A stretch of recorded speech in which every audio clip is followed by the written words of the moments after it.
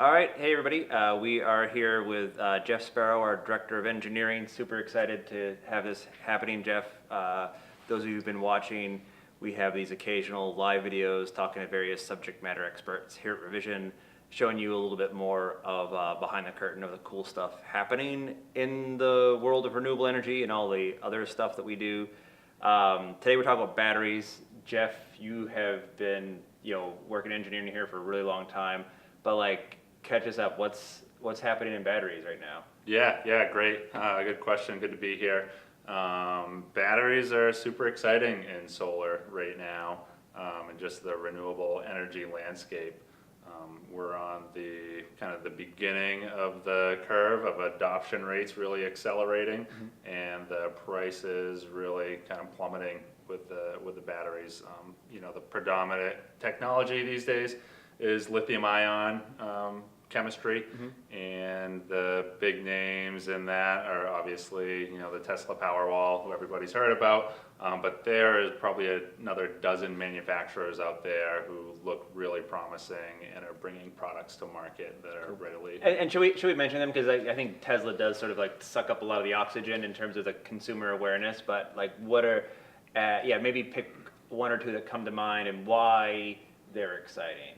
Yeah. So, right off the bat, local here in the Northeast is Pika Energy. Yeah. They have a really progressive technology that is unique, and they have batteries that are ready and available today. Also using the same lithium-ion technology. Their platform is a little bit more unique in that it's a DC coupled system, which basically allows them to do some unique things like, say, charge your electric car directly with DC cool. power as opposed to running it through an AC system. Yeah, cool. And so I want to talk a lot about the future part of it, but it might be useful for people to backtrack a little bit, because I think Revision and the solar industry in general has an interesting relationship with batteries, right? Because in the early days, basically everything was 100% batteries. That was the only kind of solar that existed. Yeah. And then somewhere in the 90s, grid tied kind of took over and became the dominant tech.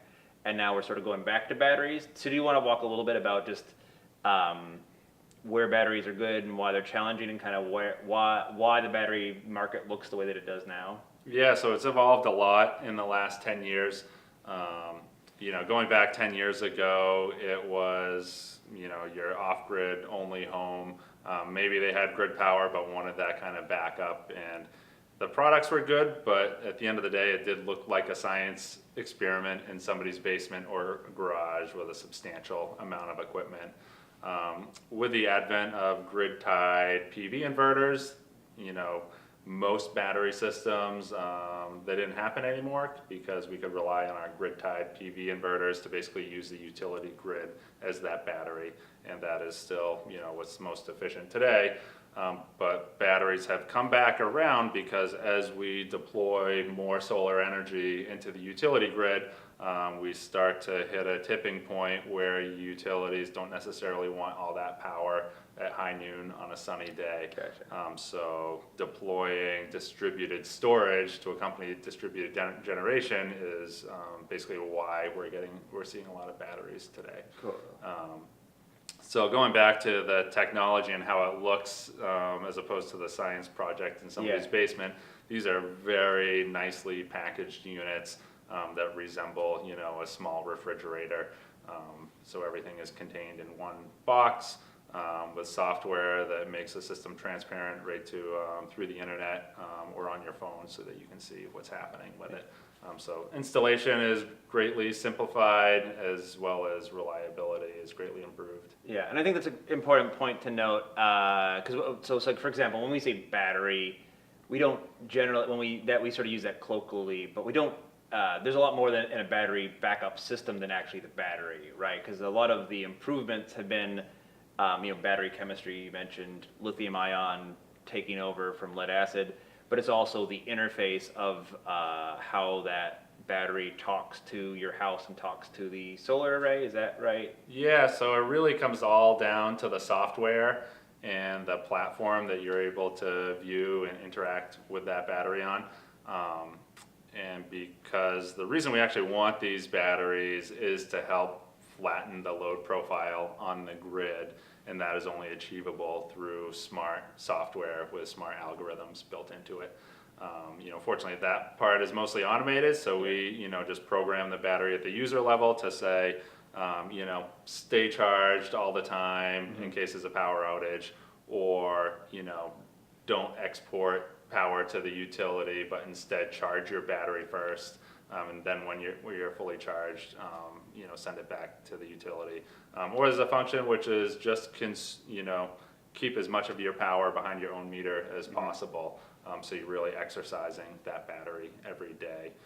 So people can do that of their own choice, but there are certain areas where utilities are mandating this. Hawaii is a great example. That's part of the U.S. where they have exceptionally expensive electricity out there because it is all shipped It's an island, out. yeah. Yeah, it's an island, and it's all oil, and it all comes in ships, so they pay 2, 3, 4 times the electric rates that we do here in the U.S. And as a result of that, adoption of grid-tied solar has been through the roof for the last decade. So now their utilities are at the point where they actually don't want that power at noontime. So if you want to install solar in Hawaii today, you have to install a battery with it, so that you're not exporting power back to the grid. Because what kind of problems they have, like if they have extra power, what do they, they can't do anything with it, or it just creates technical problems for the utility? It creates technical problems, and so it's still a great investment for people going solar. And I'm sure with the recent hurricane in Hawaii, a lot of those people are benefiting from having their if they have the battery, batteries they're right on their homes. pretty good shape. Yeah. Well, and I know, looking a couple of years back, like a lot of the technology we were looking at was coming over from Germany, which, as in most things solar, is ahead of where the U.S. has been. So you would talk just a little bit about the German market and kind of why their batteries have been ahead of where we've been here in the States. Yeah. So again, Germany is a decade or two ahead of the U.S. with adoption of solar. So they are in that kind of similar situation that Hawaii is now, but they were in it 10 years ago. Right. So they have actually been developing battery systems that do what we're describing for 1 or 2 decades. And as a result, they have a lot more systems deployed, have figured out the software and the hardware, and some of the nicest battery systems you can get today come from German engineering and manufacturing. Gotcha. Because the same thing is true.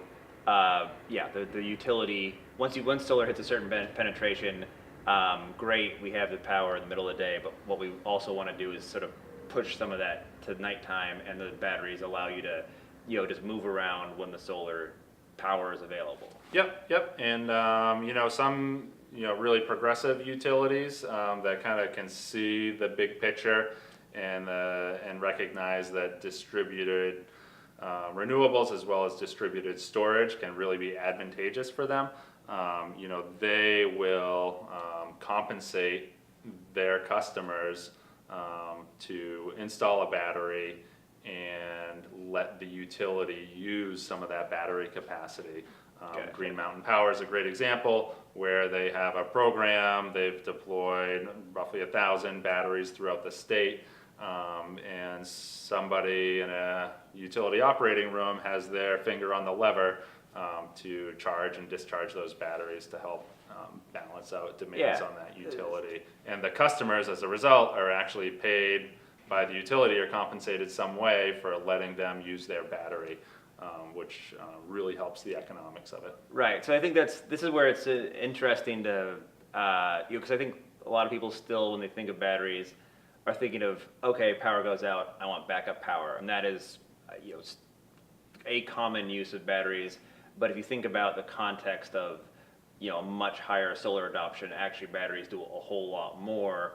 Like, so what you were describing, so under like the, traditional power plants are very slow to turn on, very slow to turn off. They're big and bulky and wasteful. They're far away from the powers being used. But in this era of sort of smart stuff, smart grid, and where, like turning on 1,000 batteries might be just as efficient, if not more efficient, than turning up a power plant. Am I describing that accurately? Yeah. In fact, batteries are way more efficient because they can react, literally within milliseconds. They can go from doing nothing to their full output or a full charge or any place in between. So they can react faster than anything else that the utility has to help meet the demand of the grid. So that's really where they shine is to, it's not just peak demand, it's frequency regulation, voltage regulation. There's a lot of good things that batteries can do. So going back to the battery backup, yeah, that's great. That's one of the biggest benefits today, in particular, where there's no incentives by utilities to have those batteries. But it's important to recognize that is not why all these battery systems are being built and why the technology is being pushed. That is happening because we know that we're going to need this technology to help achieve our 100% renewable target. Yeah, so let's talk about, I think sort of the market and the policy tie together a little bit, but so you were saying that we're on this cost curve decrease. A lot of people are looking at it as like right about 2010 is when solar panels went from being, sort of a tipping point from being relatively expensive compared to grid power to like really giving grid power a run for its money, and that once it became cheaper than the grid, solar adoption went crazy. Yeah. And are we feeling that's what's happening with batteries, that we're starting to see some, improvements in performance mixed with decrease in cost at a curve? Yeah, for sure. There's a few things. Volume and manufacturing helps. The need for the technology helps, and it's also a very competitive marketplace now. Those dozen or so kind of big names in batteries, they have to really sharpen their pencils if they want to stay competitive, because that is, that cost is still feels large. So there's still some improvements to be made there. Yeah, and the market is there because we need this technology, right? Because to achieve higher levels of renewable energy penetration, we need the energy storage, and obviously we need renewable energy for our climate crisis, but we also increasingly solar is just cheaper, right? Right. Yeah. So now it's like if we can combine big solar with battery storage that can manage it, now we can actually bring like if batteries were everywhere we want to be, solar batteries and other renewables, is that really the path to 100% grid, or is there other technology? It is, it is definitely a big part of it, but on the kind of the big scale, if we look at the average in the U.S., we actually don't need batteries for quite a while to meet that kind of the grid needs of having too much solar.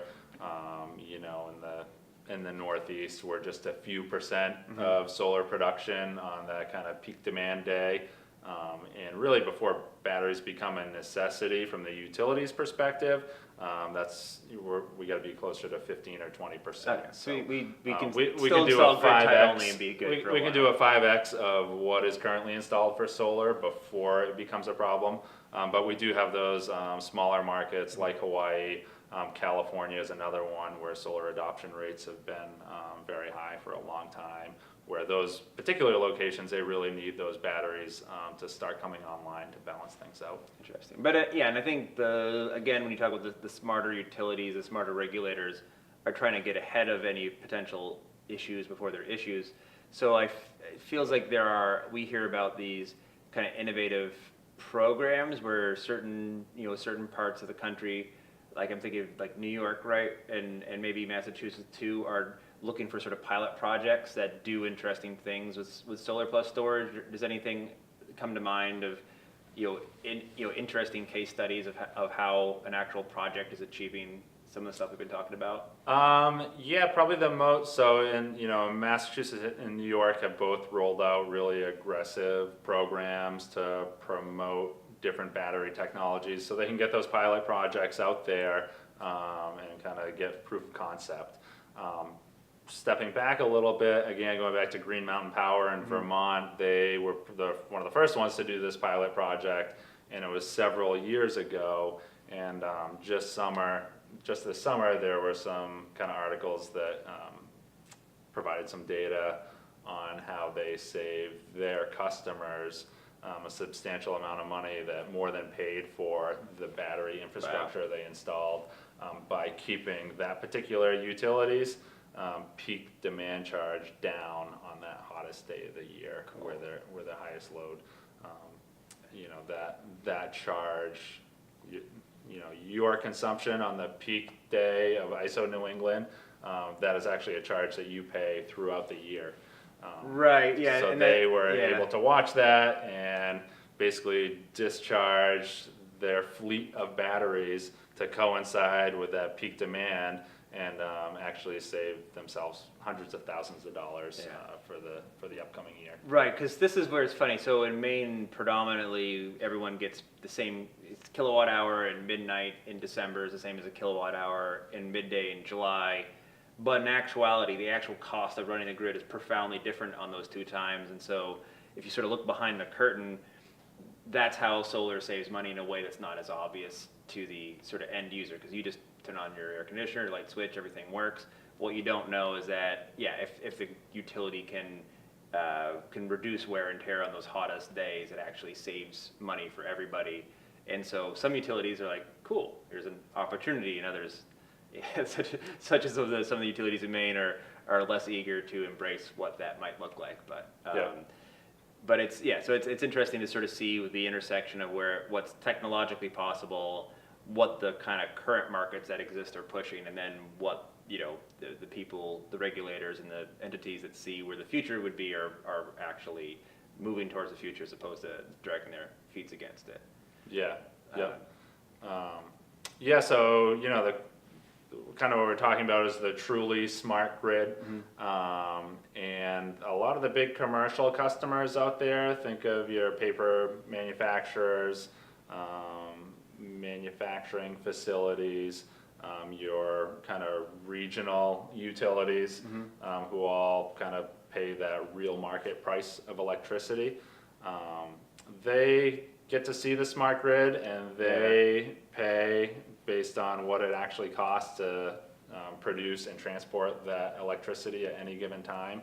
But as you mentioned, residentially and most smaller commercial customers, we pay some, flat rate regardless of what it actually costs to make that electricity at that time. So I think what we get to, where a truly smart grid in the future is, we're able to look on our phone or on some app, okay, here's what the price of electricity is gonna look like today, and look, at 4 in the afternoon, it costs 3 times as much as 8 p.m. in the evening. So even somebody without solar or a battery, they can still adjust their habits if they know what that cost of electricity is. And so while it's a financial motivator, the reality is that we run a much more efficient utility grid with lower emissions if we can flatten out that demand profile. And then somebody, a household with solar and or a battery, you can actually program your battery to look at the cost of electricity, and it can talk back and forth to the utility and really kind of optimize the whole system and keep utility bills down. Cool. And keep infrastructure costs for the utilities down. Yeah, and so and the difference is again, we're all talking about grid connected context. So you're not off the grid, you're on the grid. However, you can reduce your dependence on the grid, sort of voluntarily in order to help out the grid, basically, right? Yep, that's right. Being totally disconnected from the utility grid really only makes sense in applications where it is just cost prohibitive to get power out to a home or a business.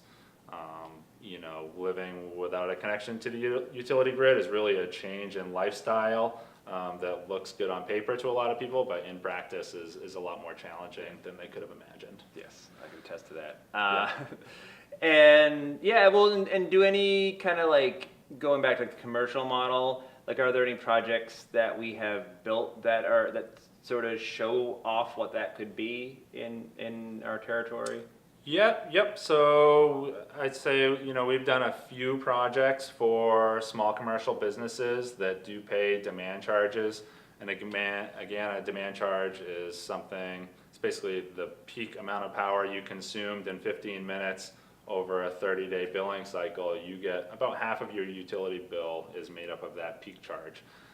So we have deployed, I would say, smaller size commercial systems that have helped clients reduce their peak charge, and they actually, the economics of that pay for the battery system, in less than 10 years or so. Yeah, which is good for them, but it's also good for the grid because again, the grid having to make that extra power for that peak is expensive to do. Yep. And we are getting, as with solar 10 years ago, every project seems to be a little bit bigger than the last. So we are getting into, some larger three-phase projects for your medium to large commercial customers. And those projects are in kind of step 2 of 10, so nothing quite that we have to report on. But no, it'll be interesting to see those. I don't want to let you go without talking about electric cars. So how do electric vehicles factor or not factor into sort of the stationary battery market? Really in a big way. The lithium-ion battery production is really limited by pulling those natural resources out of the earth to build those batteries. And it turns out it actually takes a long time to ramp up lithium-ion production for the manufacturing of batteries. So we are seeing a lot of competition between batteries for electric vehicles and batteries for stationary applications. So I think that some of that is probably holding up the price and just availability. In some cases it is hard to get a particular battery because those batteries are being put into vehicles. Gotcha. So that's a short-term problem. Yeah. It's all about long-term gains. And just imagine what we can do with millions of batteries on wheels that are plugged in at the workplace while utilities are trying to manage the peaks and valleys of the demand profile on the grid.